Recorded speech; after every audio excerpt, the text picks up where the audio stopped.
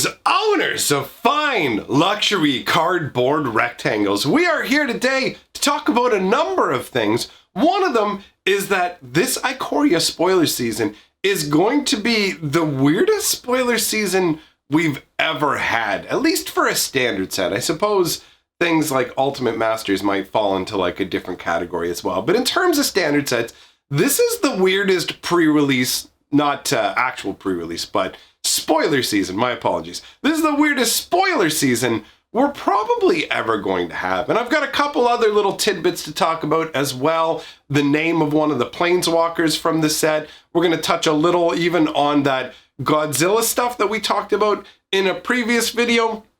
So I guess really I'm just going to dive in, starting out with the Ikoria spoiler season and why it's going to be so weird. And the best way to do that is honestly to read out part of the article that Wizards has shared in regards to what's going down. So it says, Ikoria Lair of Behemoth previews are almost upon us, and this time they're monster-sized.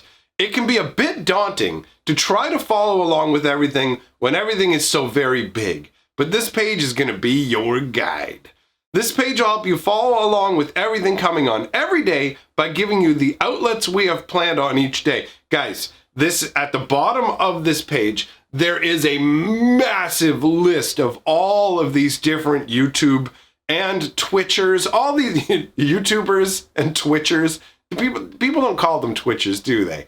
That throw a coin to your local Twitcher. No, I guess that either way, regardless. You've got YouTube creators, you've got Twitch creators, and I think there's some other stuff mixed in there as well. There may be some non-Magic the Gathering personalities that are included because Wizards does do that. But either way, there is a massive, massive list of all these different individuals.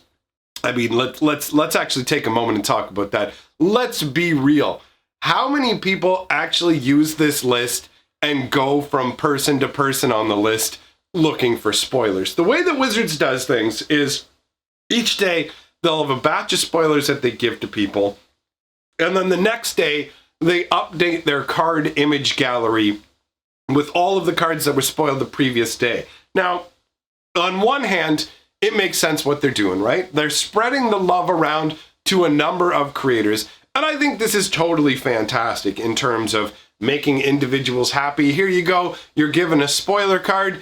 Different people have different capabilities. I mean, in all honesty, I think the best thing that Wizards could do is to develop a stable of people who actively know how to showcase spoiler cards. Because I think that how you present a spoiler card makes a big difference. There are some creators, I'll be nice and not name names this time, but there are some creators who have been given spoilers before and they just kind of drop it on their Twitter and go, here's what Wizards gave me. Like, no attempt to build it up, build a story about it, talk about it. There's nothing really put into it. It's the most lazy sort of slap it down, do whatever. So on one hand, I like the fact that Wizards supports a bunch of creators in terms of handing out spoilers for them to use. I don't know exactly how much it supports creators because I'm gonna be real with you. I never go to anybody else who's got the spoilers. I will just go to a spoiler aggregate location. You can go to something like either Reddit if you want to see them individually, or something like Mythic Spoilers if you want to see them all in one place. So I feel like the people who are going, like, the thing about spoilers is when you give somebody a spoiler and they're the first one to get to talk about it, it's really only their exclusive for about 5 minutes tops, because there are a bunch of people out there who will go and scrub through whatever it is, just find the card image, yank the card image, and then go and be the first to post it on Reddit. Or if you're somebody, for example, who works for one of the spoiler sites, you're out there snagging those images up. So, I mean, the exclusivity nature of it is kind of fleeting in a way and inconsequential. So I don't watch other creators to see the spoilers because in a lot of cases, not always, but in a lot of cases, they don't seem to do that much with them that makes it exciting. If you're someone who likes the creator and you're going to check them out anyways, awesome. And I'm not saying they shouldn't have spoilers given out to creators, but I do think that it would be in Wizards' best interest if they could find people who were adept at like hyping up the cards that get spoiled. But that's just that's a personal opinion. I also don't know exactly how I feel about them creating like their own spoiler, but it's a day later. There's the argument that, oh, well, I mean, you can just go to an aggregate site if you want to see them all together on one particular day, the day they come out, as opposed to, I mean, it's Wizards. Wouldn't it be better for them to like update it later in the day? Like give all the people who are going to have spoilers their spoilers, and then later in the day go, okay, if you want to come by and check it out, our whole list is here. I mean, having to go to somewhere other than the makers of the product to get more information does feel a little bit weird, but on the other hand, they are trying to stop themselves from shooting creators in the foot, I suppose, where it's like, okay, you know, here you go, here's a spoiler, but we're also spoiling it on our website later today so people can just come by later and ignore you. But overall, I genuinely don't know what the effectiveness is of spoiler season in terms of giving it to individuals. I don't know how much that actually helps, although obviously it's a very nice feeling for the people who are given the spoilers. So that's my feeling on that overall. There are a ton, like I said, there are a ton of people on this list that they're going to be dealing with. So it says below you'll find a list of dates as well as any outlets previewing a card on that date. Once the previews are live, we'll update this article so you can easily find previews once they're up.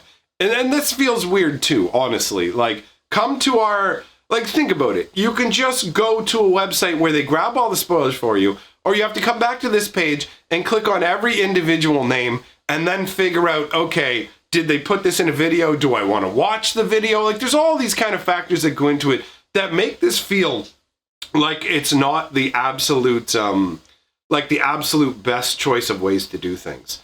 So it says the link will simply go to the front of a website or social media. It's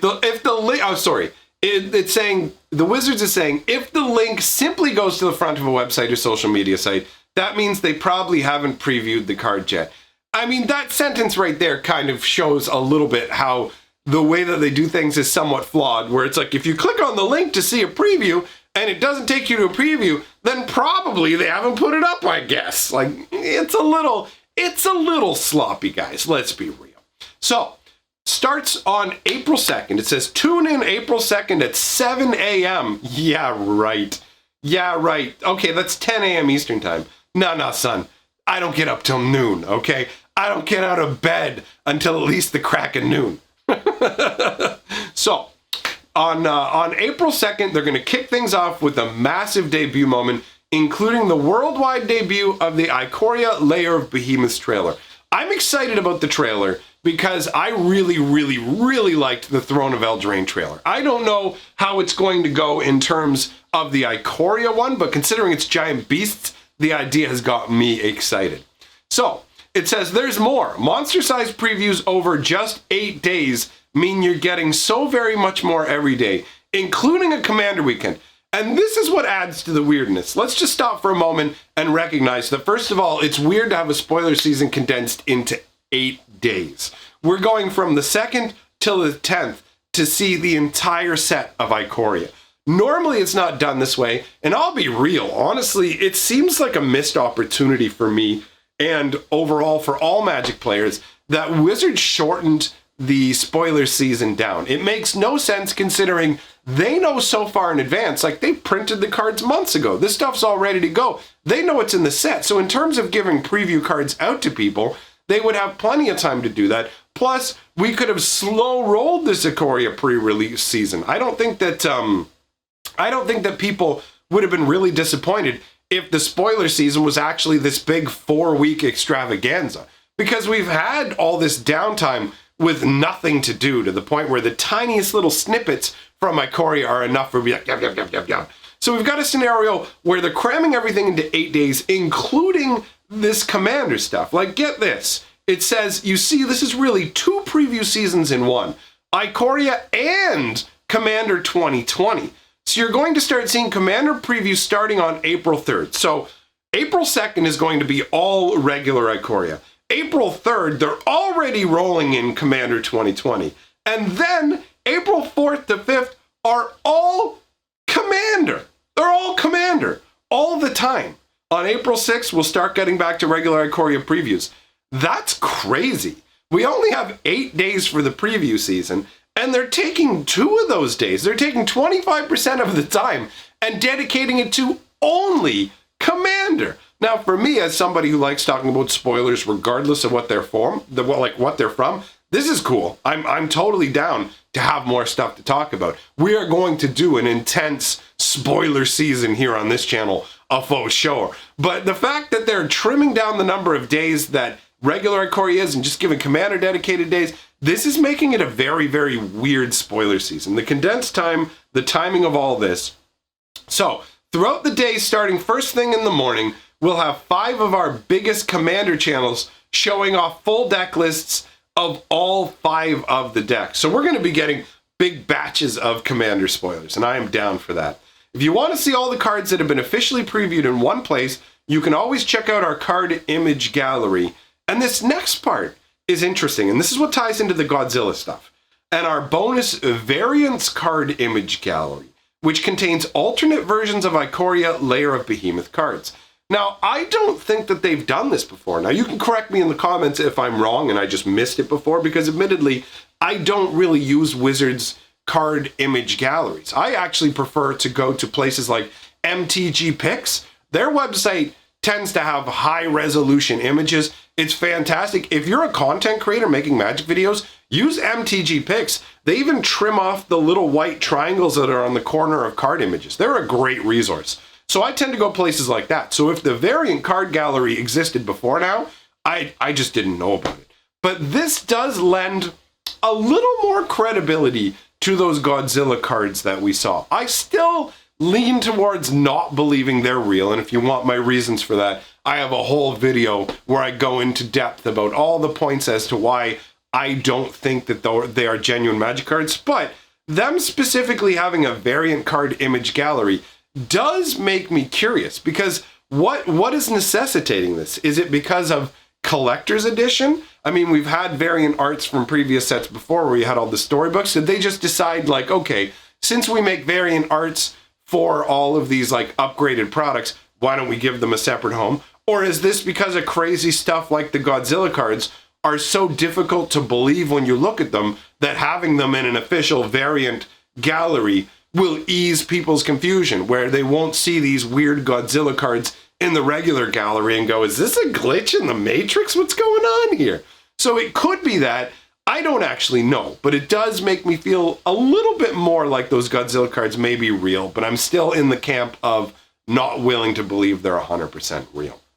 Now, the article part we're going to at least talk about here, it says these cards aren't published as the posting of the article. They'll be updated every morning starting Friday, April 3rd. So they'll contain all the cards previewed in the previous day, but not the day of.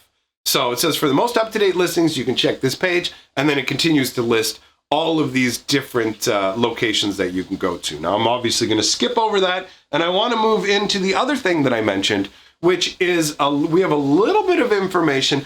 Honestly, I want to take a moment to appreciate just how like super sleuth the Magic community can be, because little bits of information kind of get pulled out of different locations you wouldn't expect them from and just come together to create a muddy picture of what we will be seeing. So I have a combination here of information pulled from arena sleeves, Ikoria sleeve cards, something like that. The source is card sleeve info from the arena store. And it gives us the name of 3 different things. One is Vivian Monsters Advocate. Now this clearly sounds like the name of a Planeswalker specifically, right? This doesn't sound like a creature. You know how sometimes there's like Vivian's Tickle Goat, and it's like, this is my Tickle Goat. I take it everywhere and I tickle it. It keeps my stress low in stressful times. So you've got Vivian's Tickle Goat, but Vivian Monsters Advocate sounds very much like that is her role on Ikoria. Like she has shown up and is an advocate for the wild beasts, which makes perfect sense for a green planeswalker, showing up to a plane, finding things are out of balance, and that these creatures have no one to stand up for them, no one to take care of them. That feels like a scenario we could actually see in Ikoria.